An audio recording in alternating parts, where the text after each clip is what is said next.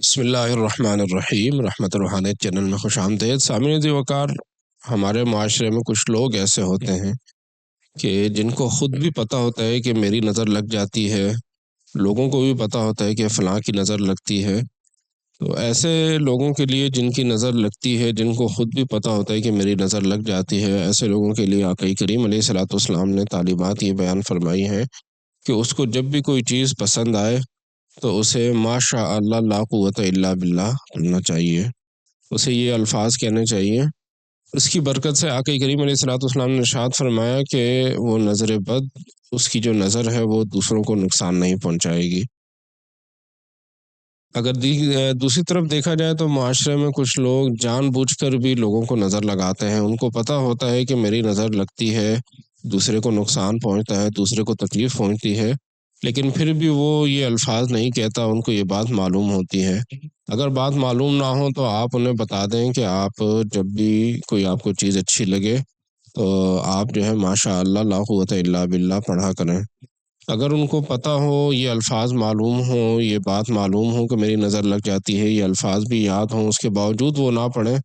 تو یاد رکھیے پھر اس کی کوئی فکر کرنی چاہیے، اس کا کوئی انتظام کرنا چاہیے کہ اس کی یہ نظر نہ لگے، لوگوں کو یہ نقصان پہنچانا یہ بند کر دیں۔ جیسے اسلحے کا نقصان پہنچانا یہ مسلم ہے، اسی طریقے سے نظر بد کا نقصان پہنچانا بھی مسلم ہے۔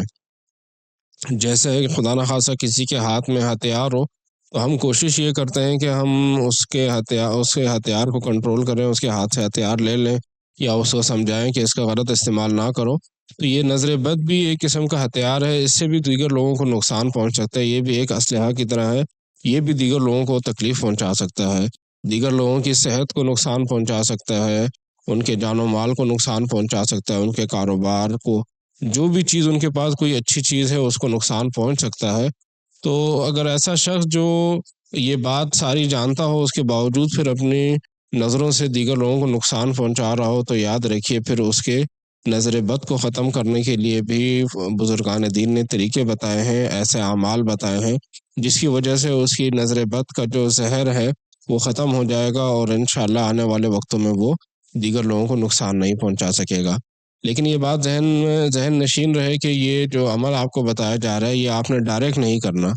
بلکہ پہلے اس انسان کو سمجھا دیں کہ آپ اپنی نظر بد کو دیگر لوگوں کو نقصان نہ پہنچائیں، آپ ماشاء اللہ لا قوت الا باللہ پڑھا کریں۔ دیگر لوگوں کو نقصان پہنچانا جیسے اپنے ہاتھ پیر سے، اپنے اسباب سے، ذرائع سے، اپنی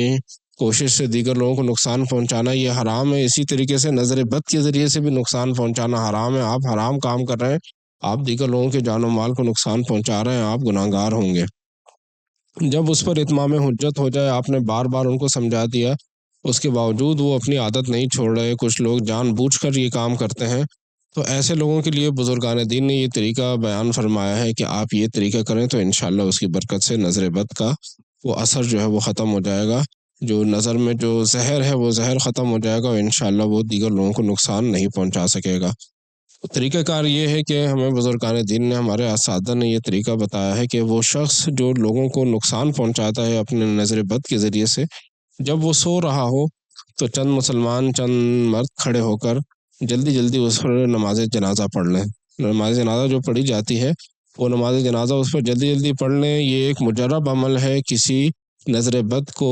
ختم کرنے کا۔ وہ انسان جو اپنی نظر بد کے ذریعے سے لوگوں کو نقصان پہنچا رہا ہے، لوگوں کو تکلیفیں پہنچا رہا ہے، تو یہ ایک مجرب عمل ہے۔ یاد رکھیے قرآن و حدیث میں میرے سامنے ابھی تک اس کا کوئی ثبوت نہیں آیا، لیکن کچھ چیزیں بزرگان دین سے منقول ہوتی ہیں، وہ ایک ان کا مجرب عمل ہوتا ہے، انہوں نے کیا ہوتا ہے، اس کا رزلٹ ان کو نظر آیا ہوتا ہے، تو پھر آگے لوگوں کو بتاتے ہیں کہ آپ بھی اس نقصان سے بچنے کے لیے یہ طریقہ کار کریں۔ تو سب سے پہلی بات تو یہ کہ ہر انسان پر یہ عمل نہ کریں، صرف وہ انسان جو جان بوجھ کر اپنی نظر بد سے لوگوں کو نقصان پہنچا رہا ہے، اس کو بار بار تنبیہ کر دی گئی، اس کو سمجھا دیا گیا، اس کے باوجود وہ اپنی عادت نہیں چھوڑ رہا اور جان بوجھ کر وہ لوگوں کے جان و مال کو نقصان پہنچا رہا ہے، تو ایسا شخص جب سو رہا ہو تو چند مسلمان اس پہ کھڑے ہو کر جو ہے وہ نماز جنازہ جلدی جلدی پڑھ لیں۔ نماز جنازہ میں یاد رکھیے آپ کو پتہ ہوگا کہ صرف 4 تکبیریں جو ہے وہ فرض ہیں، تو 4 تکبیریں پڑھ لیں، اور انشاءاللہ العزیز اس عمل کی برکت سے اللہ کریم اس کی نظر میں جو زہر کا عنصر ہے، جو زہر ہے انشاءاللہ وہ ختم فرما دے گا، اور یہ نقصان سے محلے والے، خاندان والے، اس کے عزیز و اقارب وہ انشاءاللہ بچ جائیں گے۔